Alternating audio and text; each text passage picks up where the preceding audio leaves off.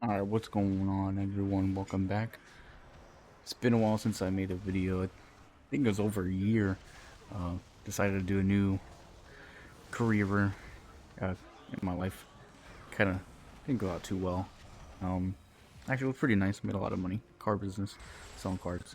But I'm gonna do a quick little video on the current state and impressions of Brewmaster in the War Within beta. I'm pretty excited, but see how it goes. Yeah. So this perspective is obviously not gonna go towards or tailor towards anyone like a rank 1 player. I'm not tailoring it towards anyone like that, but just this is gonna be in a perspective of someone who likes to push keys and play Mythic Plus and kind of go along that route there. Now, the first thing I want to kind of go over is just like a quick overview of the talent tree. Now, right now I'm running Master of Harmony. I did one Mythic Plus of Shadow Pan. Honestly, I didn't really see or feel anything different on there. But to kind of go over some of the changes that happened with the talent tree is, they changed a way kind of like where everything is placed out, almost made a lot more centralized. They made a bunch of 2-point nodes into 1-point node. They did a lot of changes with like mobility talents, adding a lot of cool stuff with like, I don't know, there could be potential play with like what the fuck is that thing called?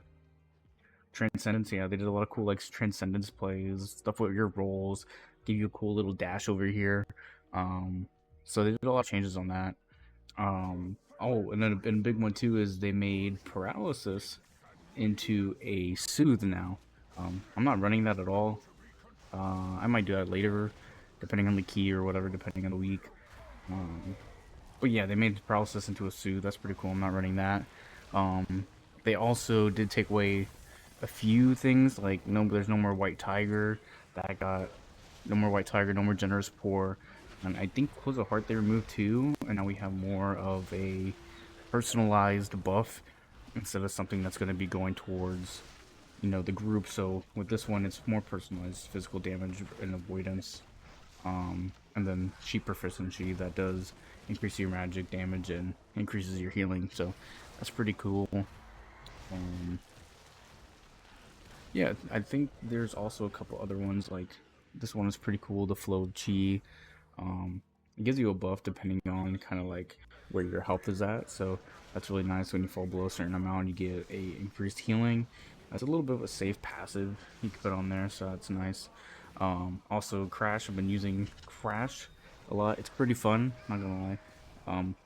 You could use this one, but honestly it doesn't seem that fun to me. I don't know. But this one, I like this one. But actually, I might do that. You can roll and then fly into an enemy. But I like Clash. Clash is pretty fun. But that's really the major changes in the class tree. Beyond that, there's nothing really too crazy going on here. You got your defenses, nice little options to pick from. It's not too bad, honestly. If you pick this, you're gonna be pretty safe. It's pretty safe layout to go for. Don't have to do crazy. The only thing you can swap out is for something for detox. I don't really run detox at all, unless I really have to. Probably take off Clash and put detox if I really need to, because Clash isn't really something you absolutely need. Right, and kind of going into the spec tree, there's some more like they did a few things to kind of help out. Is they made a couple abilities more baseline, so like improved celestial brew and improved purifying brew is now all baseline. One of the biggest changes that they did was the ox build got more centralized, so you weren't forced to take it right here in the middle. It became centralized, so you don't need to go towards ox. I'm not a fan of the ox playstyle at all, so that's really great news for me. One thing that I am a little upset about is Bone Dust Brew is gone, and now it has taken place of these over here. The Ox Brew or an Ox Dance is basically just defensive stuff. a lot more passive abilities. Kind of seems like one of the biggest things that they did in War Within Beta for Brewmaster is just tackle button bloat, which I'm a little sad about. I liked having all of my keybinds. I liked having all the buttons. I had a lot of fun with that, but they kind of reduced it a lot because now you don't have Bone Dust Brew. You don't have a lot of things too. Also, you rarely even need to use Spinning Crane Kick. You barely need to use that because of the way that Master of Harmony works. You just use your 3 core abilities here for AoE with Overwhelming Force, which is pretty nice. But you don't have to worry about that. You run special delivery, so you don't need to worry about having Rushing Jade Wind on and playing that. So it's a lot of cool stuff on there. Elixir of Determination is replaced Healing Elixir, and it's actually pretty good. It's not too bad. It's like a failsafe, like a pseudo cheat death, but not really. But it's pretty fun. Not too bad. Yeah. Kind of going into the hero talents. Now there's 2 different ones. You got Master Harmony and Shadow Pan. Kind of go over Shadow Pan first. I'm not too much of a fan of it, but the basic rundown is that it unleashes like damage of flurry charges when you spend 400 energy, and it takes a long time to get 400 energy on that. There's a big takeaway line is predictive training. I forgot which one it is, but one of those, you get a 10% damage reduction whenever you dodge a parry attack. So you're gonna be basically having 10% damage reduction the entire time you play, because you're gonna dodge and parry a lot of attacks as Brewmaster. You also get buffs when you do unleash your fury or whatever the fuck it's called, your flurry. So yeah, it seems kind of fun, but it could take a while to get pulled up. You get some other abilities on here that increases your crit dodge and crit chance and your extra shadow damage and stuff like that. Flurry it seems like the build-up could take too long, and it just doesn't feel good. It feels bad, especially whenever your flurry does proc at the end of a pool, and then you just wasted everything for no reason. But it does feel good because one, you feel a little bit more tankier in this one, and 2, your keg smash button also feels super huge, because it just feels like your keg smash is doing a lot more damage. Now, I do like playing Master of Harmony more. For me, it's a little bit more fun. Now, the basic rundown of Master of Harmony, I'm not going to go talent by talent with you. If you literally copy what's on here, you'll be straight, you'll be fine. But basically, the basic rundown is a portion of all damage and healing you do is stored as vitality. Now, after you build up your vitality, you use Celestial Brew to make all your attacks do more damage. And for a few seconds, it also spreads like a dot to more mobs, making you do more damage with whoever's affected with that dot. Now, with the talent, what was it? Purify Spirit. Yeah, this one right here. With this one, now you don't have to worry about your unused vitality because that will kind of use all your unused vitality, release it as damage over time to nearby targets, so that's not too bad. Like I said earlier, you don't have to use Spinning Crane too much because your Rising Sun Kick, Blackout Kick, and Tower Palm do 15% more damage, and also it cleaves. So you don't have to use Spinning Crane Kick, you don't have to do any of that. It also increases your damage. Also, a big one too is I use Chi Burst, and with, which one is it? Manifestation, you do more damage with your Chi Burst. So it's really good. And there's also like little damage amp stuff you get on here. Which one is it? Balance this one. Stratagem, you get a more damage amp, so it's pretty cool.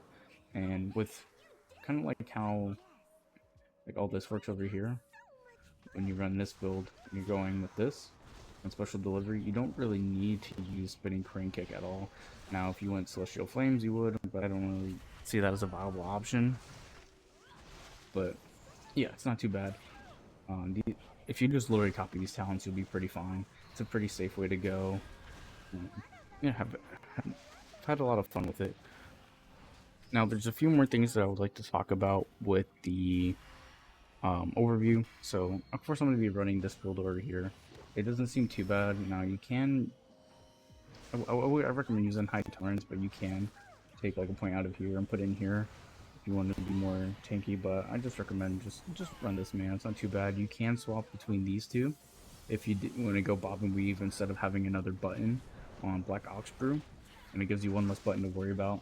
So you see here, like, you have no buttons. I mean, it is absolutely insane.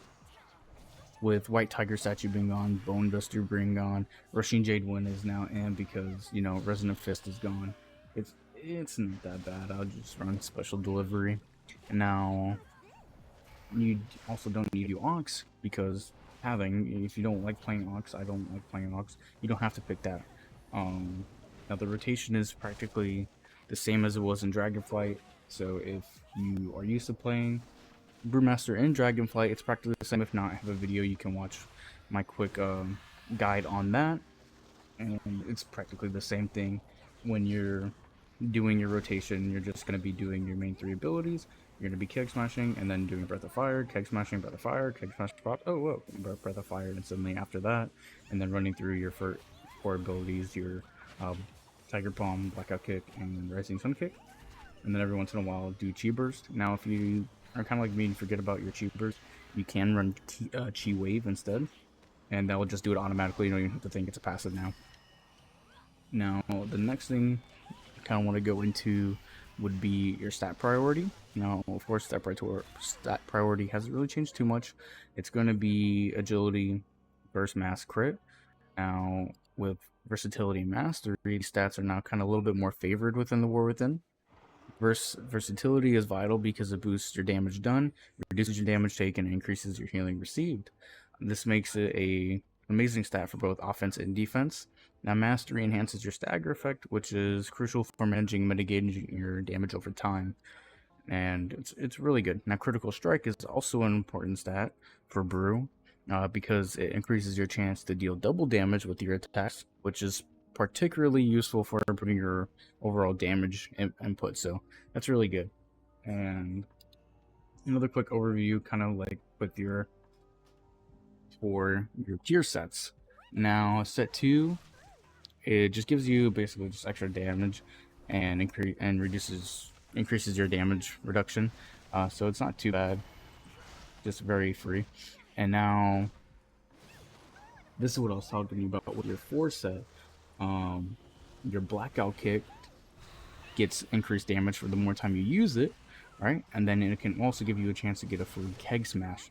Now this is amazing because this works very well with, where's the talent? It works very well with this talent over here, Salivin Strength. Whenever you use keg smash, it reduces the cooldown of your breath of fire, so you kind of just doing more breaths, more damage, and it just works out very well. Kind of like with the rotation I was telling you about. If you run that build with the tier set and this talent on there, it's really good. I haven't done much M+ testing. Like I said, didn't have too much time, but from the few dungeons that I have done, this is the best one that I've been playing with, and I've been tweaking it every once in a while. But of course, we'll see how it goes with final tuning and everything like that when season 1 drops. But I did have a lot of fun. You know, Brew does feel tanky. You still have amazing self-healing, and most importantly, like this class is a lot of fun, and it's still one of my most enjoyable classes to play. Beyond that, it feels still less boring. It's just a lot of fun.